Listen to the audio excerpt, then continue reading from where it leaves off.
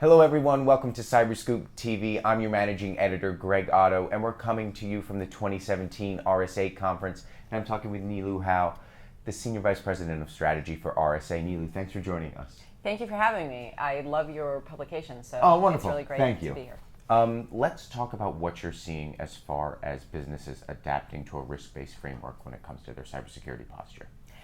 Absolutely. So one of the most important things that has to happen in the security space is this movement to business-driven security. If you think about how our industry evolved 15, 20 years ago, we started out building tools to exclude the bad guys, right? Security exclusion tools, antivirus, firewalls, intrusion detection systems, and lots of point systems that grew up to keep the bad guys out.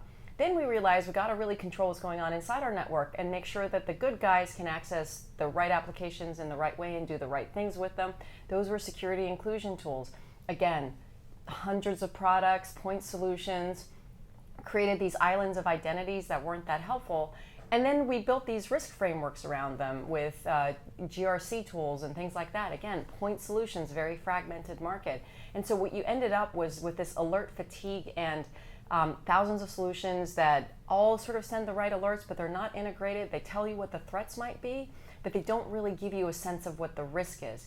And the thing is, today, it's not a technology problem you have anymore. It's an existential business problem that you have, right? So security is now something that CEOs care about. It's what board members care about. They don't really want to know if it's cross-site scripting or an account lockout or a DDoS attack. The only thing they want to know is, how bad is it? What happened to me, and what does it mean to the things I care about, my intellectual property, my customer data, my reputation? So you have to be able to focus on risk, on the things that matter most, and in a language that business people understand. And that's the concept of business-driven security. I think about it sort of like the analogy with the U.S. Navy. The U.S. Navy's job is not to keep all the oceans safe. The U.S. Navy's job is to make sure ships can get from point A to point B safely. That's how we have to think about this, right? We're not trying to keep everything safe. We're just trying to protect our critical assets, the things that matter most, the things that keep our enterprises running.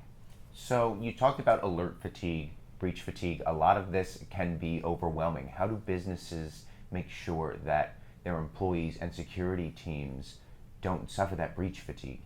Well, first of all, it's really important to make sure they understand the mission and how important their work is, right? These are the frontline people, keep making sure that the businesses can conduct their, can do their work in cyberspace.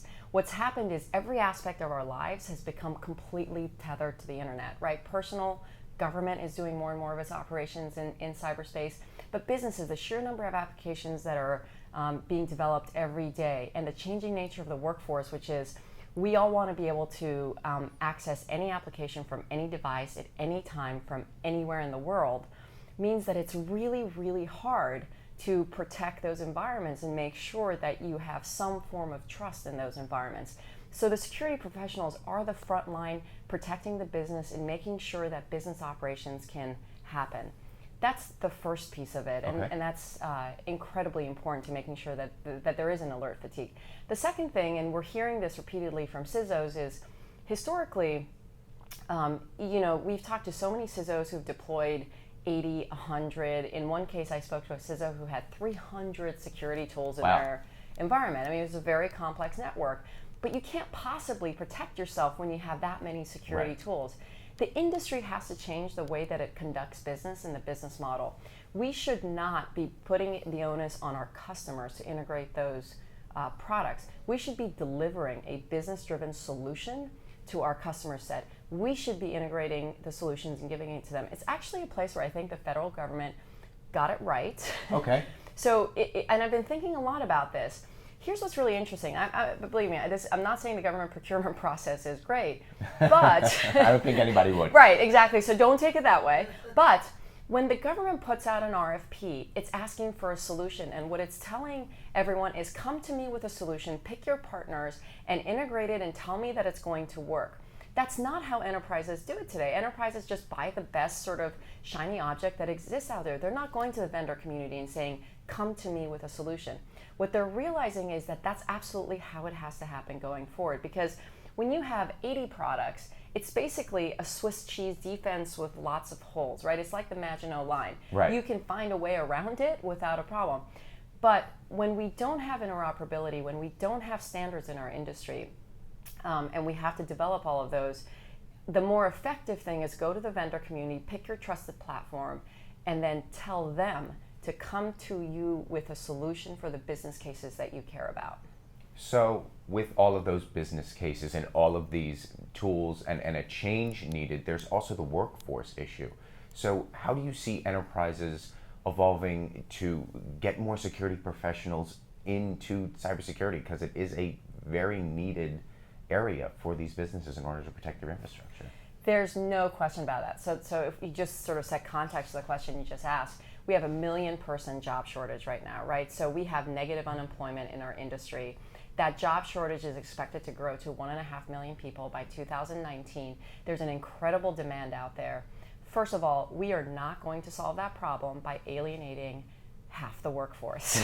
So we have to get better as an industry, inviting people with different backgrounds, different perspectives to the table. It's not just about gender diversity, it's not about sort of ethnic diversity, it's about diversity of thought, diversity of ideas, diversity of background. That's the first piece of it. The second is, it's not just about finding more coders. We're building businesses today. We're not in the bowels of the IT organization. Right. This is an industry now. And so we need all sorts of people. And while it's critical to have folks who know how to do, C# programming and data scientists and all of that, we just need bright people to come and help us solve these problems.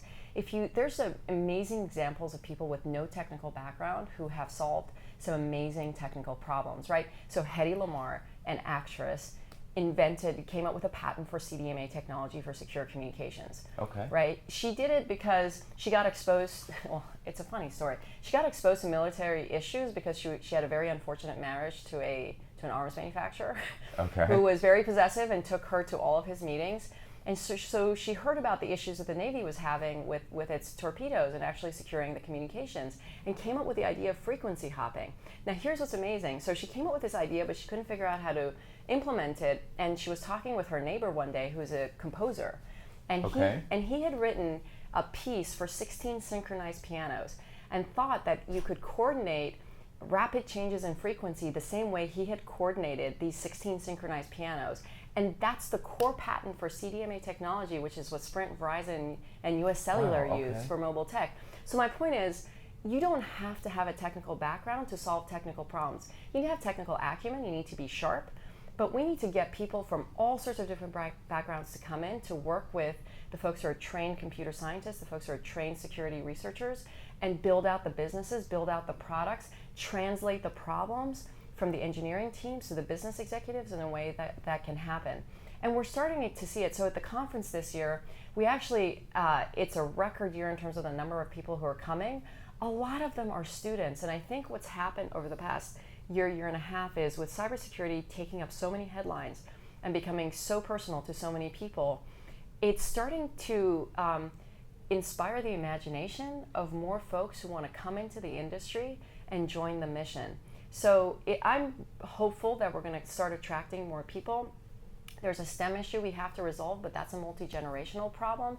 We really have to get all sorts of people to say, I want to come and work in this industry. And then we have to behave better as an industry to make sure we don't act in a way that alienates half of those folks. Because the same thing that alienates women, by the way, alienates the graphic artists and the lawyers and the policymakers and all sorts of other people. So we just need to grow up. So in the headlines that we've seen in the past few months with the DNC hack and the Mirai botnet and the spike in ransomware, a lot of this has been pessimistic. What's something that's optimistic that we can look forward to in this industry in the next 12 or 24 months? First of all, when you look at most of those hacks, the human being still remains the weakest link in all of this, right? So a lot of those hacks were because of bad password hygiene or clicking on a phishing link. So if we can just educate our workforce, educate people about how to have better cyber hygiene, we actually reduce the threat vector tremendously. And there's a lot of really interesting, innovative work being done on the identity side to have implicit and continuous authentication so we don't have these issues. That makes me very optimistic.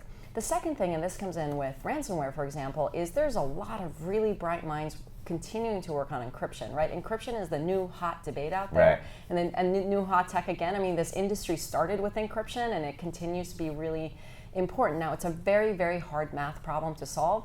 But if we can actually start cracking homomorphic encryption, for example, where you don't have to decrypt data to work on it, you can make a tremendous difference in terms of how hard it is for an attacker to get in. And at the Innovation Sandbox on Monday afternoon, we had these incredible entrepreneurs who are working on exactly these problems, young minds, innovative minds. By the way, just because they're young doesn't mean they're not smart. I mean, these are math PhDs and computer science PhDs, and where they're putting their heart and soul is in solving security problems because it's so important. So as I look at what's happening in the landscape, I think we can do a lot to make it harder for folks to get into our networks. And second, there's amazing entrepreneurs working on solving the problems. So I'm optimistic that we can absolutely do better. Great. Niloo, appreciate your insights. Thanks for talking with us, and congratulations on a wonderful conference. Thank you so much. For all of our videos, check out our YouTube channel. And for more information on the RSA conference and all things cybersecurity, check out cyberscoop.com. I'm Greg Otto. Thanks for watching.